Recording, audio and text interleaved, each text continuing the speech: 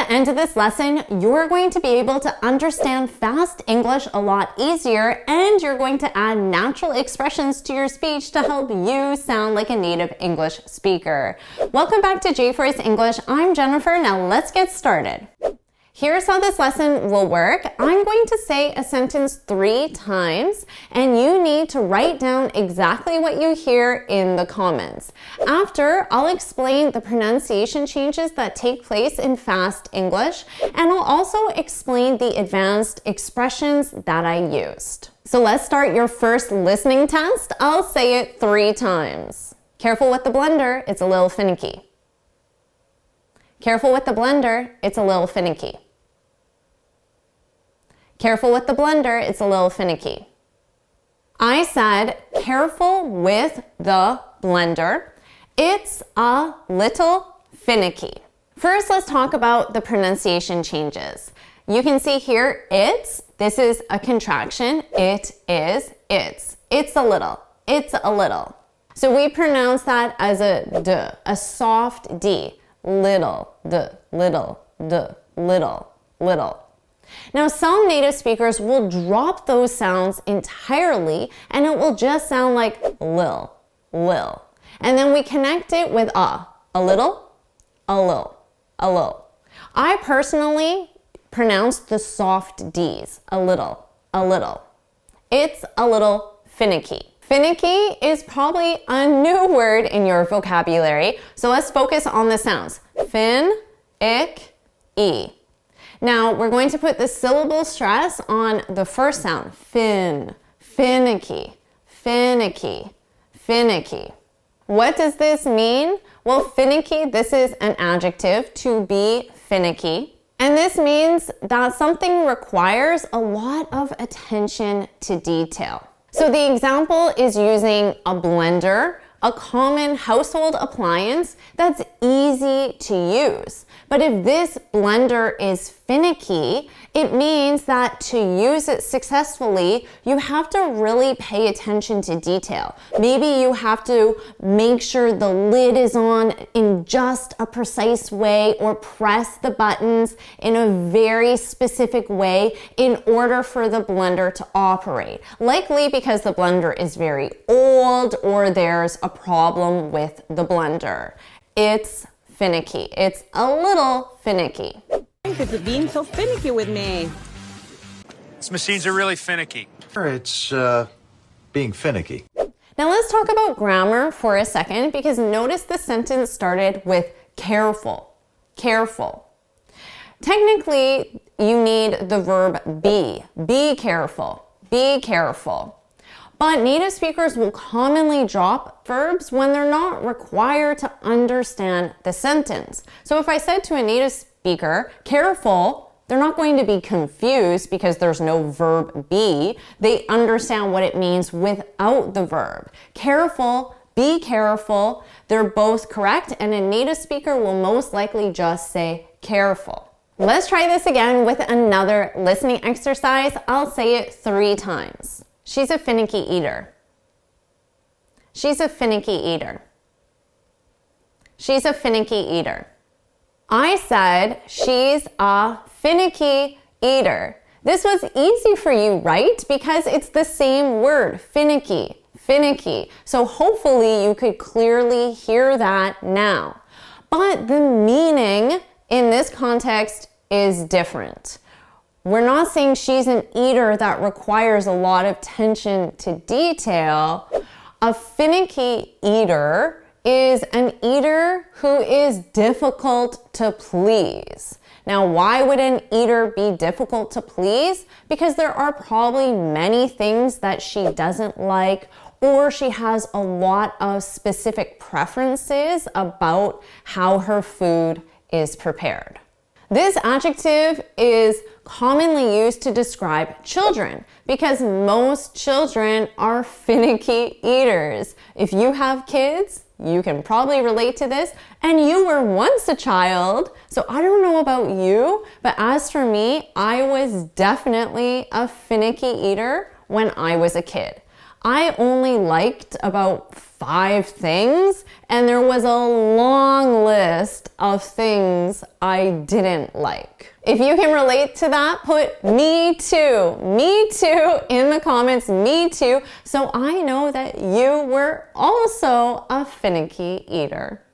Good luck with my finicky appetite. Let's try this again. I'll say this sentence 3 times. The audience was hanging on her every word. The audience was hanging on her every word. The audience was hanging on her every word. I said the audience was hanging on her every word. For pronunciation, notice how on her sounds like honor, honor, honor. Because we frequently drop the H sound on her, and then I connect those 2 words together, honor. I can also connect that with every, honor every, honor every, honor every. What does this mean? To hang on one's every word, this is an expression. And it means that you listen very closely, very attentively, very carefully. Now with expressions, you need to make sure you have every single word. So here, it's on her every word. So if you said the audience was hanging on her word and you forgot to use every, it wouldn't make sense, because with expressions, you have to use every single word of the expression. So if you are listening to this lesson very closely, you're taking notes, you're actively participating, then you, my friend, are hanging on my every word. But if, as you're watching this video, you're also checking your email or making dinner or doing something else, then you're not hanging on my every word. So I hope you're hanging on my every word. If you are, put that in the comments. Jennifer, I'm hanging on your every word. And that means you're paying very close attention to what I'm saying. You're hanging on his every word. But he hangs on your every word. They all hang on my every word. Let's try this again. I'll say it 3 times. She has me wrapped around her finger. She has me wrapped around her finger. She has me wrapped around her finger. I said, she has me wrapped around her finger. For pronunciation, notice wrapped. The ED is pronounced as a soft T, wrapped. Wrapped, wrapped, wrapped around. Now, because I'm combining this with around, I can take that sound wrapped around, and I can combine them together. Remember I said we commonly get rid of the H sound on her. So I can do that here as well, and then I can connect it together. Wrapped arounder. To have someone wrapped around your finger, or we commonly say little finger, wrapped around your finger, wrapped around your little finger, there's no difference. So little is optional in this expression. And this is when you have complete control over someone. This happens in situations where perhaps this guy is totally in love with this girl and he's just infatuated with her. And because of that, she has complete control over him. And no matter what she says, he just does it. So he does her laundry for her. He drives her to work every day. She has him wrapped around her little finger. I'll have you wrapped around my finger in no time. Please, I've got Dr. Reed wrapped around my finger. Boy, Archie, Veronica's got you wrapped around her little finger. Let's do this one more time. I'll say it 3 times. I can't get anything past you. I can't get anything past you. I can't get anything past you. I said, I can't get anything past you.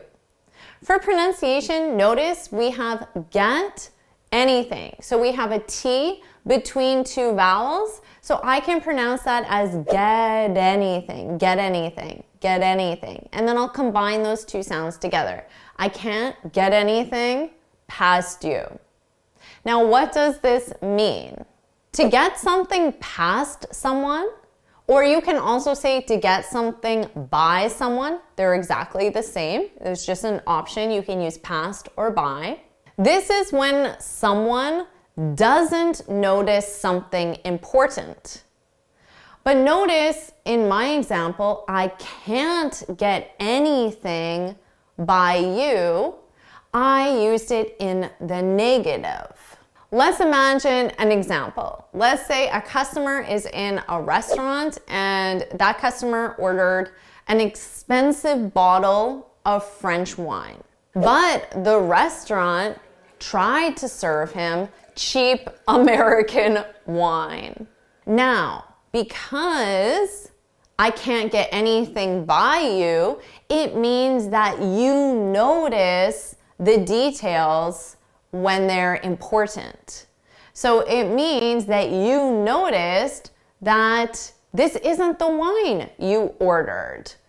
And you'll say, wait, this isn't the wine I ordered. And then the waiter could say, I can't get anything by you. Can't get anything past this guy. Can't get anything past you, can I? Never could get anything past you, can I? Amazing job improving your listening skills of fast English and also adding these advanced expressions to your speech. Now let's improve your pronunciation. Let's do an imitation exercise. I'm going to say each sentence again 3 times, and I want you to repeat each sentence out loud so you can imitate my pronunciation. Let's do that now. Careful with the blender, it's a little finicky. Careful with the blender, it's a little finicky. Careful with the blender, it's a little finicky. She's a finicky eater. She's a finicky eater. She's a finicky eater. The audience was hanging on her every word.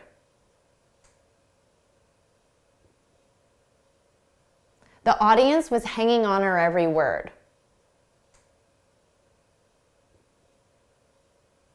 The audience was hanging on her every word.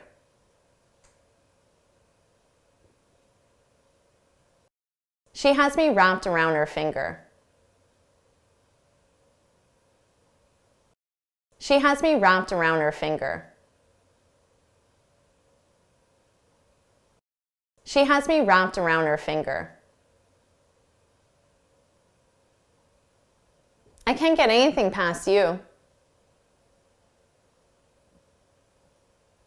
I can't get anything past you. I can't get anything past you. Amazing job with this lesson, and remember to practice that imitation exercise many times to improve your pronunciation. And you can get this free speaking guide where I share 6 tips on how to speak English fluently and confidently. And why don't you keep improving your vocabulary with this lesson right here?